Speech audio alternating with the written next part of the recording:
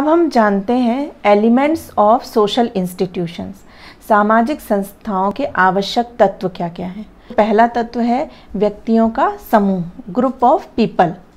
तो जो समाज है वो व्यक्तियों से मिलकर बनता है और यही समाज संस्थाओं का निर्माण करती है। तो संस्था के लिए व्यक्तियों के समूह का होना बहुत आवश्यक है। दूसरा तत्व है एक विचार, एन आइडिया।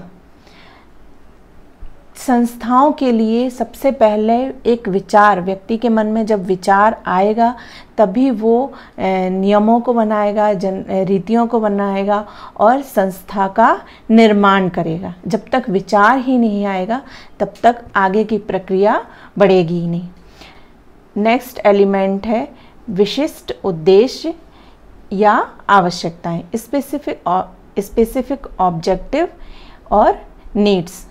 तो किसी भी संस्थाओं के लिए आवश्यक है कि कुछ विशिष्ट उद्देश्य हों, आवश्यकताएं हों, क्योंकि व्यक्ति के अपने हितों की पूर्ति के लिए, अपनी आवश्यकताओं की पूर्ति के लिए, अपने उद्देश्यों की पूर्ति के लिए वो किसी संस्था का सदस्य होता है या किसी संस्था से जुड़ता है।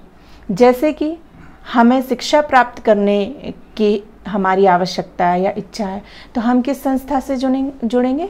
शैक्षणिक संस्था से जुड़ेंगे। तो इसी तरीके से जब हमारी आवश्यकता होगी तभी संस्थाओं का निर्माण होगा या तभी संस्था बनेगी।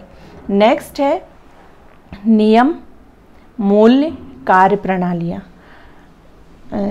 तो किसी भी संस्था के लिए आवश्यक है कि कुछ उसके नियम हों, कुछ उनके नॉर्म्स हों, मूल्य हों, वैल्यूज़ हों और कार्य करने का एक ढंग हो जिसके अनुसार व्यक्ति व्यवहार करता है।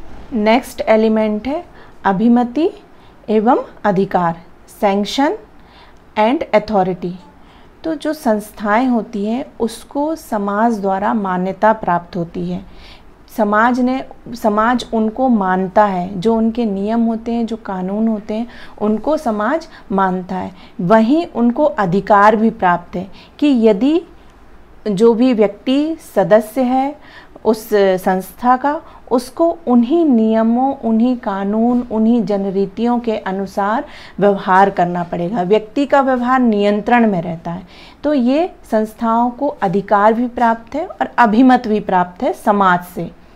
तो ये कुछ एलिमेंट्स थे सामाजिक संस्थाओं के। आशा है आप लोगों को समझ में आया होगा। नमस्कार।